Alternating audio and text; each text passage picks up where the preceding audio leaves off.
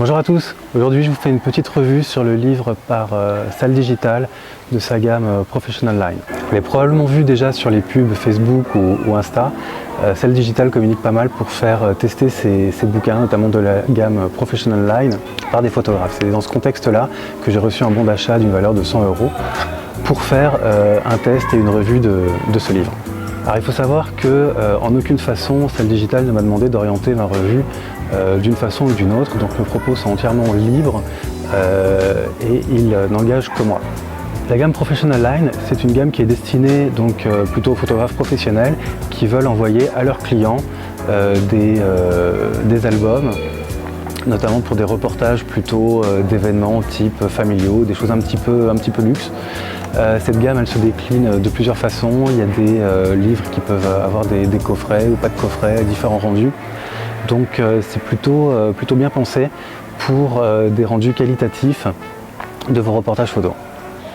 Alors déjà au niveau des conditions d'expédition, c'est top, il n'y a rien à dire. De mémoire, les délais de livraison sont d'une douzaine de jours. Moi je pense avoir reçu le livre un petit peu avant.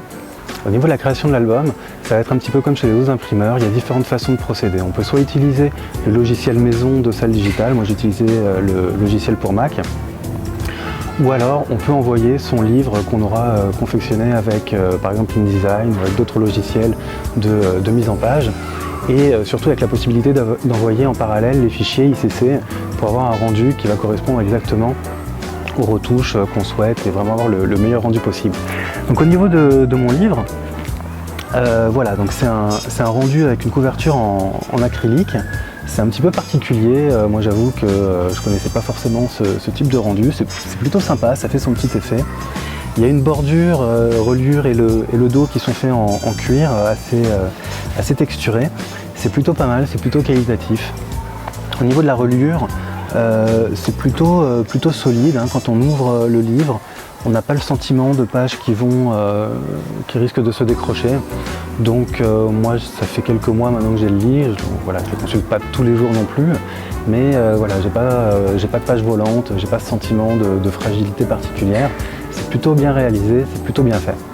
Alors, au niveau des pages, moi j'ai opté pour un papier texturé, donc c'est un fort grammage, c'est un papier assez lourd, assez épais.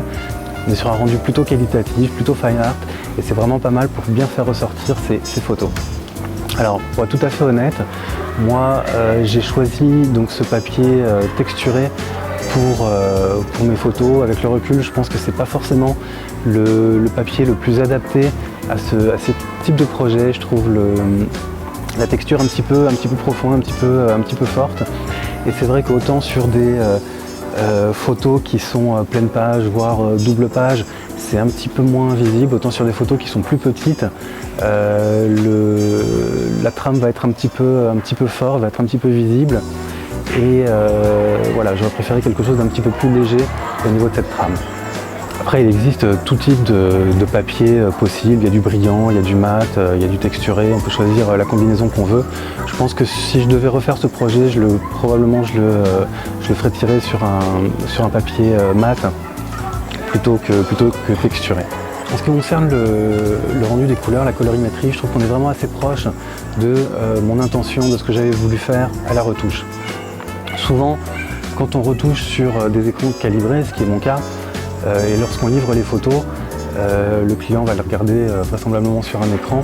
Il y a toujours une différence par rapport à ce qu'on avait retouché parce que les écrans ne sont pas calibrés, et donc on va avoir des noirs plus ou moins profonds, des hautes lumières qui ne sont pas exactement là où on les attendait. Voilà, il y a toujours des petites différences.